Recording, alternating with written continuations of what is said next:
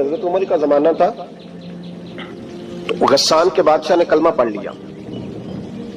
جو لوگ غریب کہلاتے ہیں نا، وہ ذرا میری بات پہ زیادہ توجہ کریں، غریبوں کو سنانے لگا ہوں، غریب ذرا توجہ کریں۔ غسان کے بادشاہ نے اسلام قبول کر لیا، اور اسلام قبول کرتے ہی وہ آئے حج کرنے۔ حج کے بعد فارغ ہوئے تو ایک نفلی طواف کر رہا تھا غسان کا بادشاہ، شاہ غسان۔ حج تو خانہ کعبہ میں بھی وی آئی پی پروٹوکول ملتا ہے، آج تو مسجد نبی میں بھی وی آئی پی پروٹوکول ہوتا ہے، یہاں آ کے بھی، یہاں بھی اور دیکھتے صحیح کچھ کھڑا کہاں ہے، یہاں بھی پولیس والوں نے بازو پکڑے۔ سوچو تو صحیح، یہ حال کر دیا تم نے مذہب کا۔ طواف کعبہ ہو رہا ہے اور غسان کے بادشاہ نے جبہ پہنا ہوا ہے باریک اور لمبا، وہ طواف کعبہ کر رہا تھا تو ایک غریب آدمی کا پیر اس کے جبے پہ آ گیا۔ جب پیر آیا تو اس نے پلٹ کے غریب کے منہ پہ تھپڑ مارا۔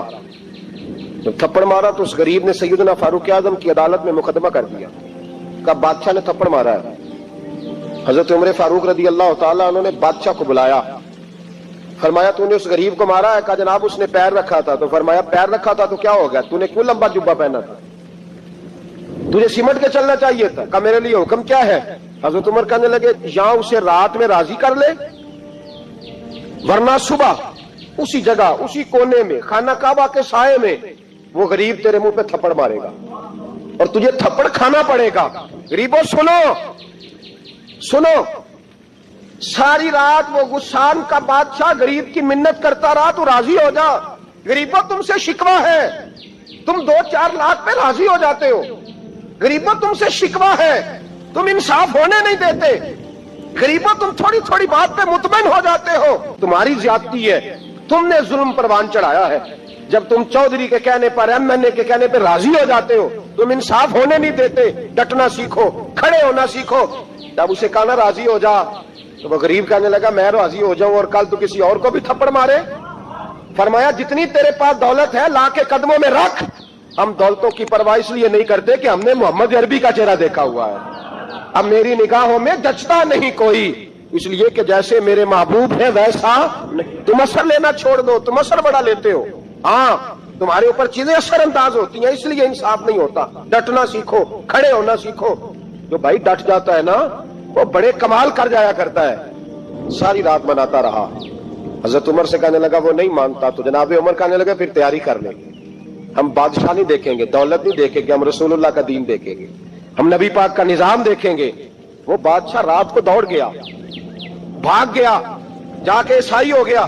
لوگوں نے کہا اتنا قیمتی آدمی عمر نے ضائع کر دیا۔ فرمایا چپ کرو، میں نے کوئی چیز ضائع نہیں کی، میں نے تو اپنے رسول کا دین بچا لیا ہے، کوئی شے ضائع نہیں ہوئی۔ عدل جب تک میں پھر کہوں گا، اس عدل کے نقصان میں ہر آدمی برابر کا شریک۔ ہم عدل ہونے نہیں دیتے، ہم عدل قائم نہیں کرتے، ہمارا تقاضا ہی نہیں کہ عدل ہو، ہم اپنے آپ کو عدل کے لیے پیش ہی نہیں کرتے، مزاج ہی نہیں۔ لیکن شرط لیکن نا غریب آدمی ابو ایوب انصاری، ماڑے بندے، اب تو پیر اور مولوی بھی گنجائش نہیں نہ دیتا کسی کو بولنے کی، تو سیاست دان تو اللہ ہی کی پناہ، وہ تو پتہ نہیں کس طرح سوتے ہیں رات کو، اللہ ہی جانتا ہے، پتہ نہیں کس طرح اپنے آپ کو مطمئن کر کے وہ زندگیاں گزار رہے ہیں، خدا ہی بہتر جانتا ہے۔ حضرت عمر فاروق جیسا دلیر اور جرری آدمی جمعہ پڑھانے مسجد میں داخل ہوئے تو جناب ابو ایوب انصاری دروازے پہ کھڑے ہو گئے، کہنے لگے عمر تیرے نوکر نہیں، ٹائم پہ آیا کر، بڑی دیر سے کھڑے ہیں۔ کیوں دیر سے آیا؟ بڑے جلالی تھے نا حضرت عمر، لیکن وہ جلالی اس وقت تھے جب کوئی ظلم کرتا تھا، اور ذات کے لیے جلالی نہیں تھے۔ کب وقت پہ آیا کر، کو ملازم نہیں تیرے؟ تو سیدنا فاروق اعظم منبر پہ چڑھے اور فرمانے لگے اللہ ابو ایوب انصاری کا بھلا کرے، جب تک اس طرح کے لوگ موجود ہیں کوئی بادشاہ بگڑے گا نہیں، اللہ اس کا بھلا کرے، اس نے میری توجہ صحیح۔ اور پھر عمر رو پڑے، رو کے فرمانے لگے مسلمانوں معاف کر دو، غلطی کوئی نہیں، میرے پاس کرتا ایک ہی ہے، اور عبداللہ کی ماں نے وہ دھو کے خشک ہونے کو ڈال دیا تھا، غریب ہوں، کرتا دوسرا کوئی نہیں، تو وہ ذرا نا خشک ہونے میں آ کے دیکھ لو، ابھی بھی گیلا ہے، مجھے معاف کر دو، میری غلطی نہیں ہے۔ صحابہ درد کے ساتھ رونے لگے اور کہنے لگے اللہ اس طرح کے حکمران ہمیشہ عطا کرتا رہتا۔ میرے بھائی تو انصاف کا رنگ تو دے، ان تقاضوں کو سمجھنا۔ یہاں کسی کی جرت ہے بول سکے، طاقت ہے کسی کی، لیکن انہوں نے اپنے آپ کو پیش کیا، سامنے پیش کیا اپنے آپ لوگوں کے سامنے۔ 2 माले गनीमत की चादरें बांट रही हैं, सबको एक एक मिली है। फारूक आजम जुमा पढ़ाने आए तो उसी चादर का कुर्ता, उसी की तामत, लोग खड़े हो गए, उमर बता तूने दो क्यों ली? ये इंसाफ है? ये अदल है? क्यों ली दो? हजरत उमर कहने लगे मेरा बेटा जवाब देगा। अब्दुल्ला बिन उमर बोले, कहने लगे अब्बा जी के कपड़े बड़े पुराने हो गए थे, मैंने अपने हिस्से की भी अपने अब्बा जी को दे दी है। देखे ना, ये इंसाफ मेरे नबी पाक ने किया है, सहाबा ने सीखा है। मैं और आप तैयार नहीं, हम तैयार नहीं इंसाफ के लिए, हमारा मिजाज नहीं इंसाफ का।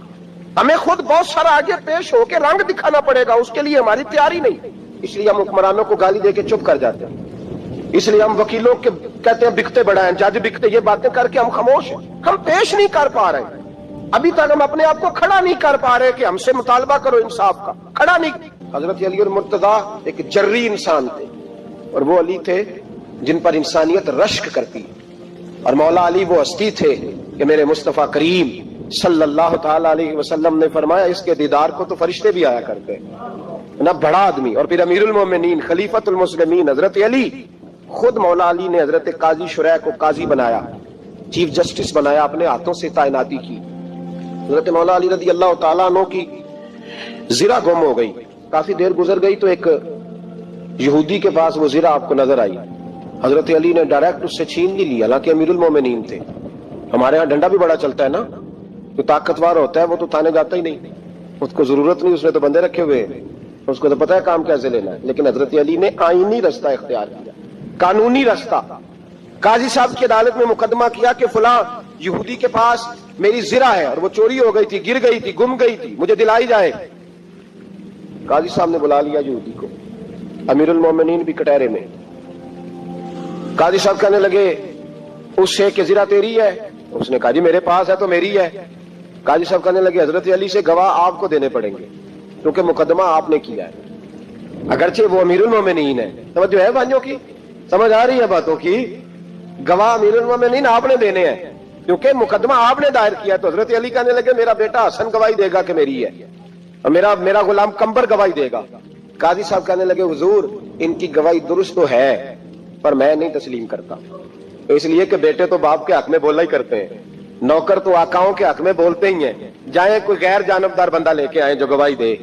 हजरत अली खामोश हो गए, कहने लगे अभी मेरे पास ऐसा कोई गवाह नहीं। काजी साहब कहने लगे चलें फिर आप यहूदी को राजी करें, आपने क्यों बिला वजह घसीटा अदालत में, राजी करें, इंसाफ का तकाजा है। हजरत अली करीब गए, कहने लगे भैया नाराज ना होना, जिरा तो मेरी है, नाराज ना होना, मैंने गलत मुकदमा नहीं किया। अलहदा बात है कि मेरे पास गवाह नहीं तो मैं कोई बेइंसाफी नहीं कर सकता, तो मेरे साथ चल तुझे खजूरों का हलवा खिलाता हूं ताकि तू राजी हो जाए। वो यहूदी कहने लगा मैंने काजी साहब का इंसाफ देखा और जनाबे अली का इंसाफ के लिए खड़ा होने देखा तो मैं मौला अली के कदमों में बैठ गया। मैंने कहा अली जब तेरी ये शान है तो मोहम्मद अरबी का क्या मकाम होगा। मैंने कलमा पढ़ना शुरू कर दिया। देखे ना, तकाजा पूरा किया है हजरत अली ने। तो वो कहने लगा अली तेरे इंसाफ के रंग ने ना, जुमला याद रखना, कहने लगा यहूदी अली तेरे इंसाफ के इस रंग ने मेरे दिल से कुफर की मैल दूर कर दी, तेरे अदल ने मेरा कुफर तोड़ दिया, कुफर। हजरत सैयदना अली मुर्तजा शेर खुदा रदी अल्लाह ताला अन्हु फरमाते हैं बदर के लिए जब जा रहे थे तो सवारी एक थी, सवार तीन तीन थे, एक सवारी और सवार तीन तीन।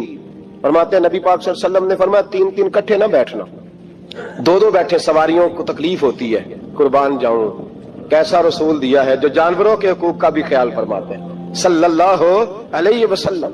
फरमाया दो दो बैठे। हजरत अली कहते हैं पहले मैं और नबी पाक सल्लल्लाहु अलैहि वसल्लम बैठे और तीसरे हमारे साथ अबू दरदा रज़ी अल्लाह ताला अन्हु। फरमाते हैं जा रहे थे बदर के लिए, पहले मैं और हुजूर बैठे, फिर नबी पाक और अबू दरदा बैठे। फरमाते हैं फिर नंबर लग गया मेरा और अबू दरदा का, और मुस्तफा ने घोड़े की लगाम थामी। हजरत अबू दरदा तड़प उठे, कहने लगे अली न तबीयत मानती है, ना अदब मानता है, ना इश्क मानता है, तो इस तरह कर, मैं तो छोटा हूं, आप कहिए रसूल पाक से, आप हर लिहाज से बड़े हैं, आप अर्ज कीजिए कि हुजूर ना अदब मानता है, ना इश्क मानता है, ना प्यार मानता है, ना तकाजा है, मेहरबानी करे आ जाए। हजरत अली हाथ बांध के अर्ज करने लगे महबूबा ठीक है बारी आपकी पैदल चलने की है पर मेहरबानी करें, अदब प्यार और मोहब्बत मजबूर कर रही है। तो हुजूर ने फरमाया अली चुप कर, मैं अदल नहीं करूंगा तो लोग अदल सीखेंगे कैसे, अगर मैं अदल नहीं करूंगा तो कौम सीखेगी कैसे, मुझे अदल करने दे, इंसाफ करने दे। फरमाया चलने दे मुझे पैदल, कुछ नहीं होता। तकाज़ा है अदल जब तक पूरा नहीं होता। आप यकीन करें میرے صاحب کہا کرتے تھے میں عدالت کو عدالت نہیں کہتا کچہری کہتا ہوں، اس لیے کہ عدالت وہ ہوتی ہے جہاں عدل ہوتا ہے۔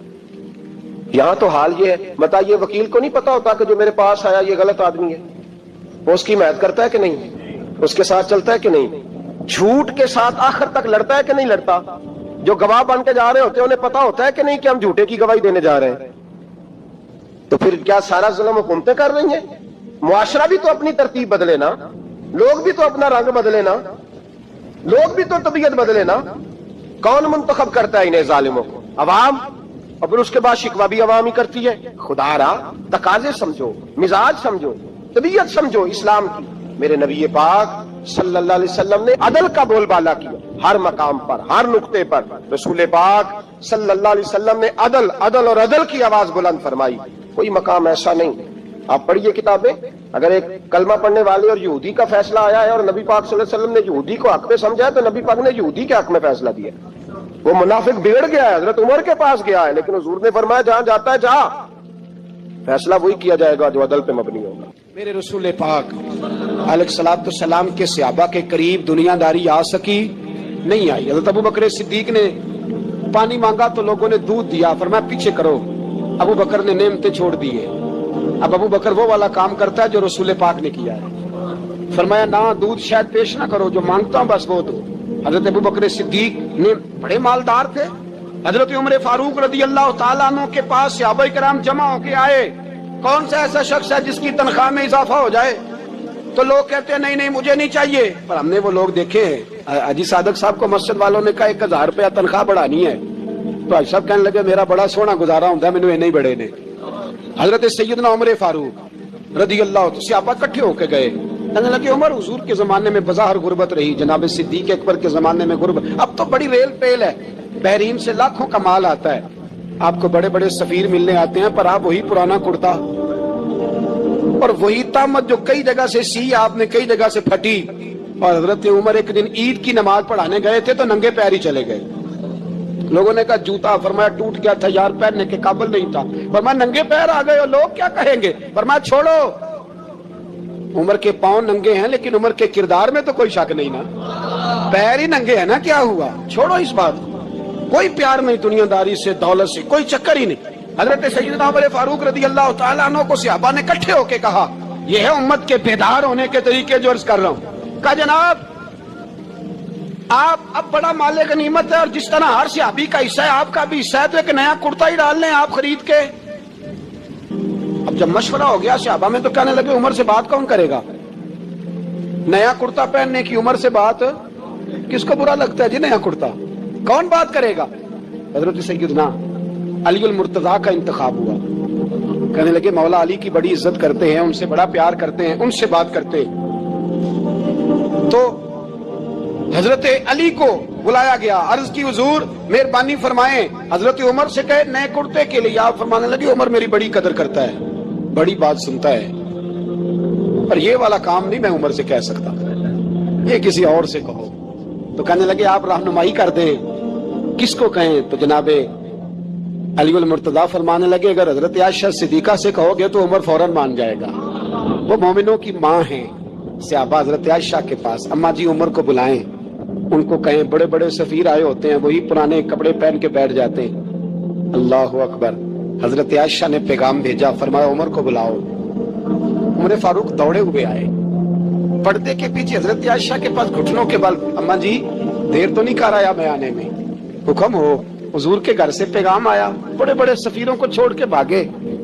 حضرت عائشہ صدیقہ کہنے لگی عمر دیکھو جائز پیسے ہوں تو اسلام اچھے لباس سے منع نہیں کرتا، اب بڑا بڑا مال آیا ہے، اب تیرا بھی حصہ ہے، تو صحابہ کرام کی خواہش ہے کہ نیا کرتا پہن لو، بڑے بڑے سفیر آتے ہیں، حرج بھی کوئی نہیں، جائز بھی ہے، کوئی منع نہیں۔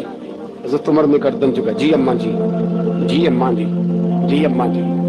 حضرت عائشہ کہتی ہیں بات ختم ہوئی، عمر نے گردن اٹھائی تو عمر کی داڑھی آنسوؤں سے بھری ہوئی، کہتی ہے مجھے کہنے لگے اماں جی میں تو صرف مسجد میں دیکھا کرتا تھا، آپ تو مصطفیٰ کو دن رات دیکھتی تھی، جس طرح کے کرتے آمنہ کے لال نے پہنے ہیں مجھے بھی پہنا دو، میں تیار ہوں، میں پہن لوں گا، میں تیار ہوں، پر جس طرح کے میرے نبی نے پہنے हजरत आयशा कहती है मैं फूट के रोई, मेरा पल्लू आंसुओं से भर गया।